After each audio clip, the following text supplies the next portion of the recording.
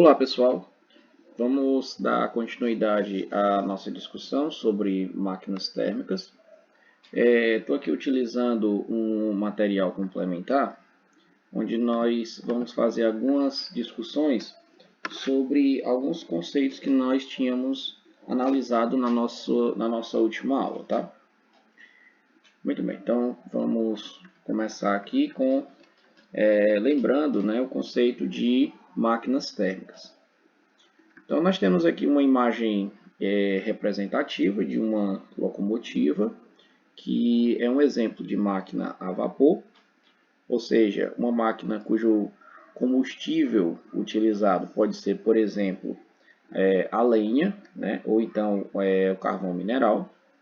E essa locomotiva ela exemplifica o que nós vamos estudar dentro do conteúdo de termodinâmica, que são justamente as máquinas térmicas. Entretanto, para que a gente consiga realmente descrever todos os conceitos e todas as aplicações associadas com a utilização dessas máquinas, existem alguns pontos principais que nós precisamos dar uma certa atenção. Então, vejamos que pontos são esses, Bom, primeiro, nós precisamos entender inicialmente que o estudo da termodinâmica, que é uma parte específica da física térmica, ela vai estudar as transformações entre as relações, que existem entre dois tipos de energia, que são a energia mecânica, e a energia térmica. A energia mecânica ela vai estar justamente ligada com movimentos. Ok? Ela está ligada com movimentos. Já a energia térmica, como nós já vimos em aulas anteriores, está relacionada com o calor. Então, de forma bem simples, nós podemos dizer que a termodinâmica ela vai relacionar essas duas grandezas, a energia mecânica e a energia térmica, ou seja, ela vai relacionar os movimentos com o calor. Então, tecnicamente, eu estou interessado em transformar o calor proveniente de um processo de combustão em trabalho útil, ou seja, em energia que vai ser utilizada para movimentar alguma coisa, como acontece, por exemplo, com as máquinas térmicas. Nós temos aqui uma figura ilustrativa que vai mostrar para a gente um exemplo de aplicação prática de como pode acontecer o processo de transformação de energia mecânica e energia térmica. Então, por exemplo, nós temos aqui um projétil que foi disparado. Esse projétil ele possui inicialmente uma determinada velocidade e, portanto, ele armazena uma certa quantidade de energia mecânica.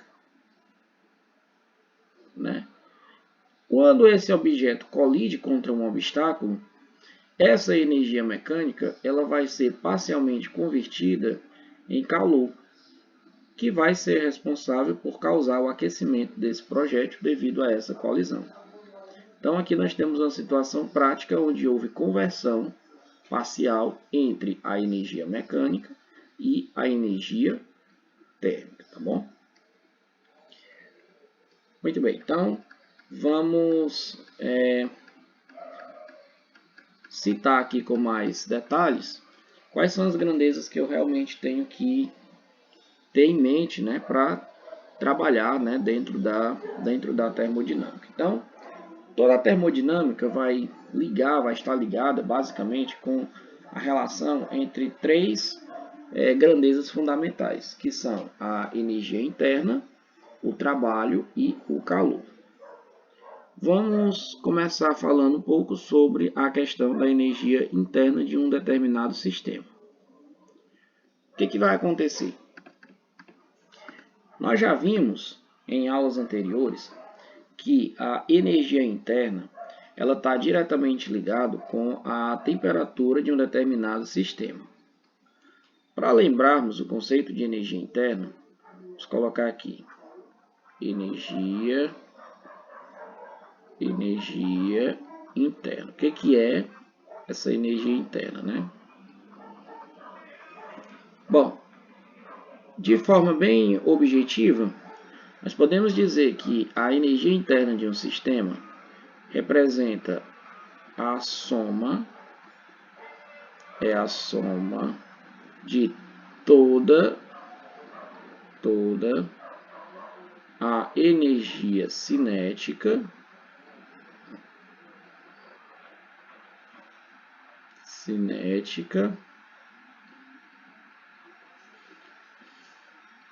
das partículas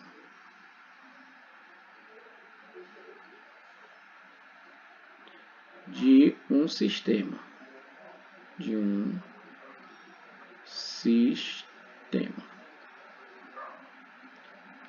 Bom, mas tecnicamente o que isso significa?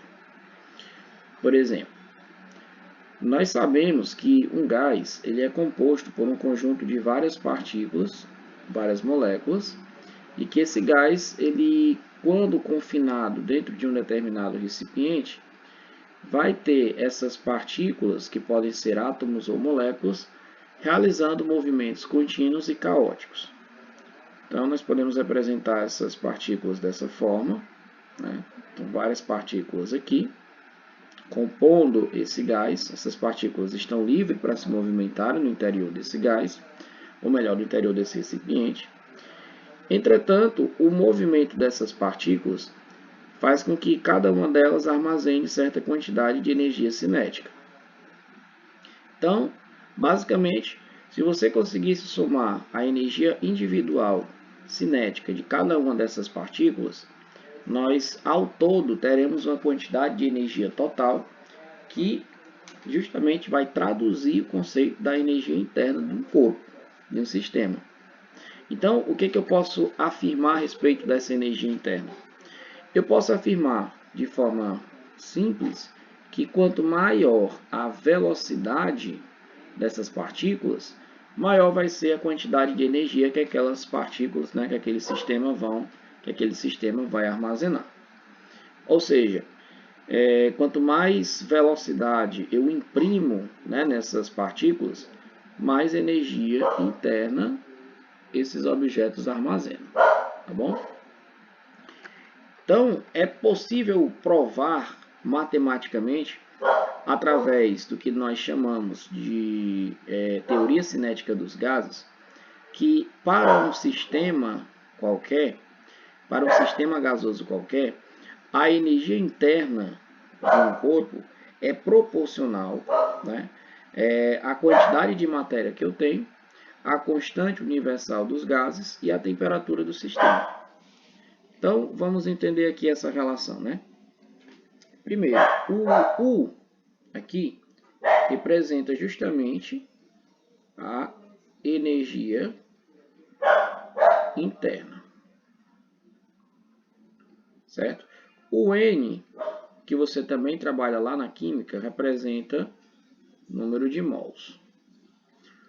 O R é a constante universal dos gases ideais, cujo valor vale 8,31 joules por mol Kelvin.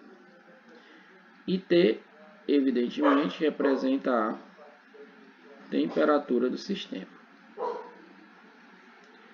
Essa equação, ela basicamente me diz que essa energia interna, ela depende primeiro da quantidade de partículas que eu possuo. E faz sentido isso, porque se você observar bem, se eu tiver mais partículas no interior desse recipiente, cada uma delas vai conseguir armazenar mais energia. Então, evidentemente, eu vou aumentar a quantidade de energia que eu possuo. E essa energia também depende da temperatura do sistema. Porque nós sabemos que temperatura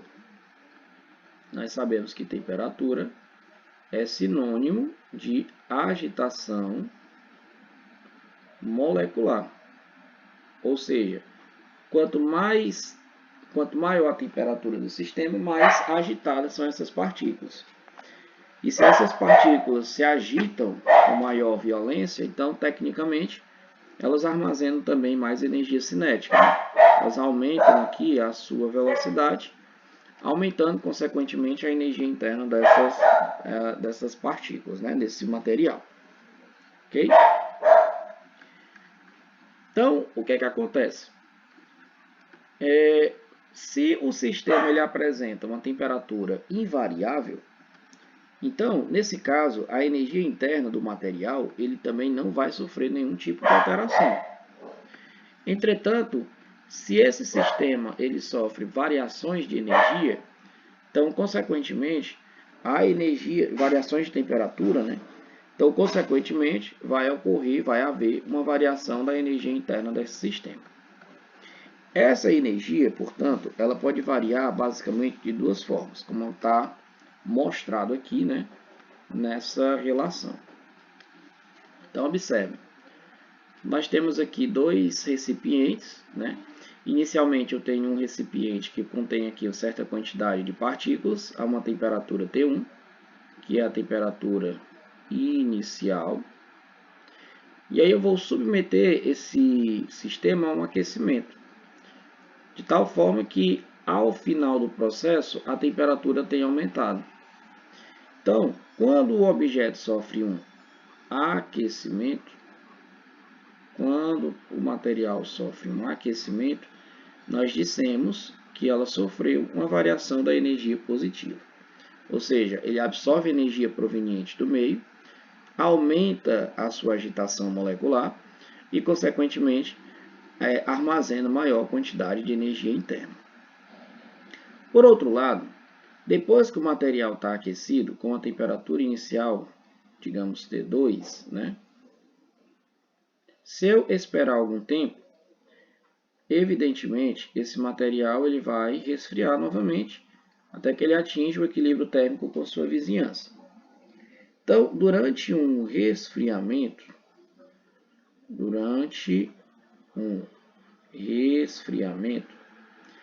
as partículas elas passam a se agitar cada vez menos. Então, nesse caso, nós dissemos que o sistema sofreu uma variação da energia interna negativa. Então, aquecimento, eu tenho um aumento da energia interna, e resfriamento, eu tenho diminuição da energia interna. Bom, então, outra grandeza, né, relacionada com a termodinâmica é o trabalho. E nós estudamos isso, né, nós analisamos o trabalho no nosso último encontro em sala de aula, na nossa aula presencial. Então, o que é o trabalho? O trabalho é a transferência de energia de um sistema para o outro, especificamente falando, energia mecânica.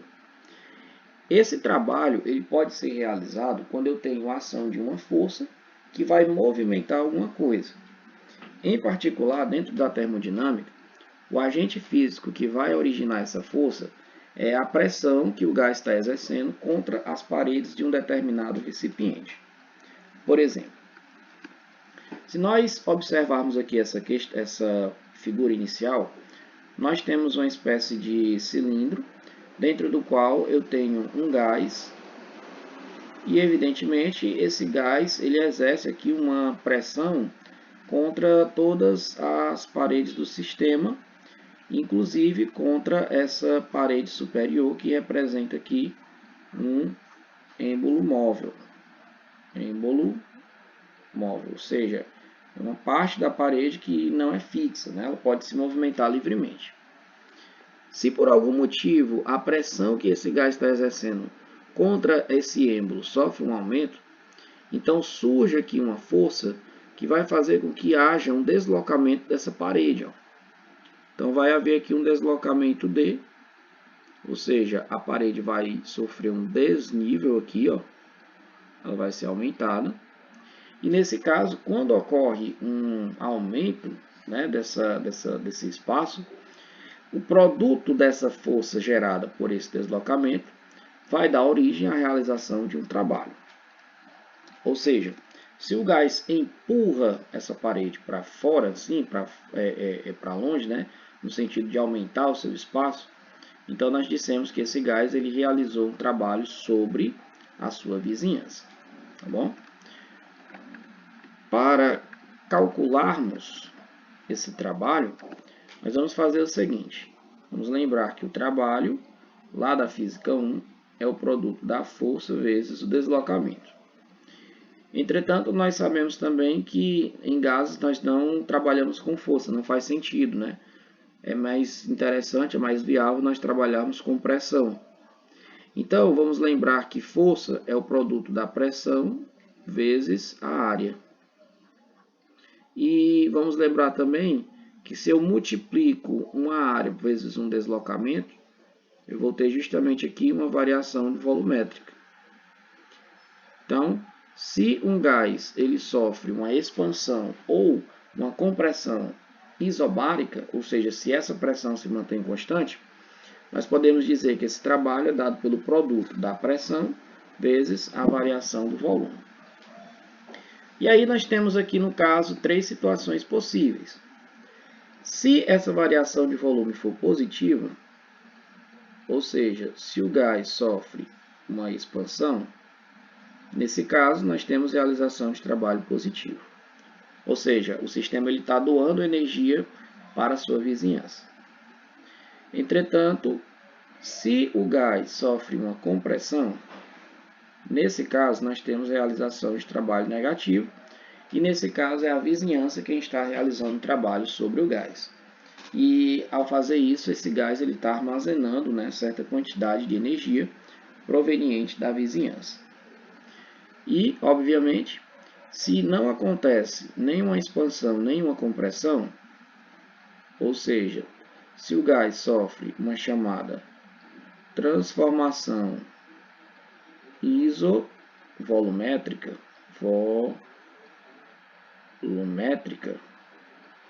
ou seja, se a variação do volume é nula, nesse caso, o trabalho realizado pelo gás vai ser igualmente igual a zero. Ok? Pronto. Então, aqui nós temos duas representações.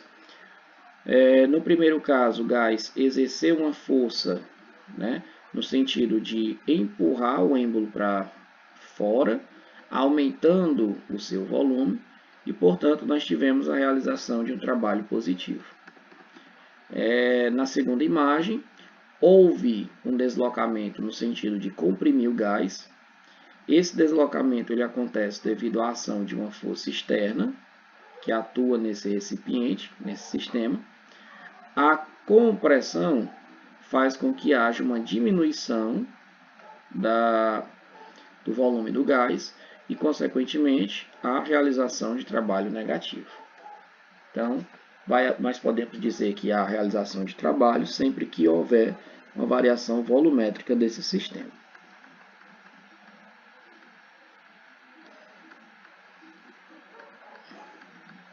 E, por fim, nós temos o calor, né? Lembra que são 3 variáveis de estado aqui para o gás, né? Perdão, 3 variáveis de estado não. São 3 variáveis de interesse, que são a energia interna, o trabalho e o calor. Nós já vimos, desde o começo do ano, que calor é uma forma, a energia térmica em trânsito, em movimento. Nós vimos também que esse calor ele tem como característica o fato de que ele sempre transita no sentido do corpo mais quente para o corpo mais frio. Então, tecnicamente, existem 2 condições possíveis de acontecer para um determinado sistema. O sistema ele pode absorver calor proveniente do meio, quando a sua vizinhança possui uma temperatura maior que a dele, ou então o sistema ele pode ceder calor, quando a temperatura do próprio sistema é maior que a temperatura do meio externo. Então, quando o objeto absorve calor proveniente do meio externo, nós dissemos que esse sistema recebe uma quantidade positiva de calor. Por outro lado, quando o material cede calor, Ou seja, quando ele perde calor para a sua vizinhança, nesse caso, nós dissemos que houve uma perda negativa, né, de calor para o sistema. Ok? E, evidentemente, existe ainda um terceiro e último processo, né, onde não há trocas de calor com o meio externo. Esse processo nós chamamos de transformação adiabática. Normalmente, as transformações adiabáticas são transformações gasosas que ocorrem a altas velocidades. Nesse caso, os processos eles são tão rápidos que não há tempo para que o calor entre ou saia desse material. Então, nesse tipo de situação, o calor ele vai ser nulo. Um exemplo de processo adiabático que nós podemos analisar é a expansão, por exemplo, de um gás, daqueles sprays de desodorante. Quando nós utilizamos aquele desodorante de spray, o gás que sai ali do seu interior, ele sofre uma expansão muito rápida. Então não há tempo para que haja trocas de calor entre o desodorante e o meio externo. Então, ali ocorre um processo de natureza adiabática, ou seja, o gás sofre uma expansão sem que haja trocas de calor com o meio externo. Bom, então, conceituadas todas as três variáveis de interesse dentro da termodinâmica, no nosso próximo encontro nós vamos relacionar essas três variáveis e vamos enunciar a primeira lei da termodinâmica, que é uma das leis que estabelecem o princípio da conservação da energia em qualquer que seja o sistema que eu esteja trabalhando. Então, muito obrigado a todos pela atenção e até a próxima aula.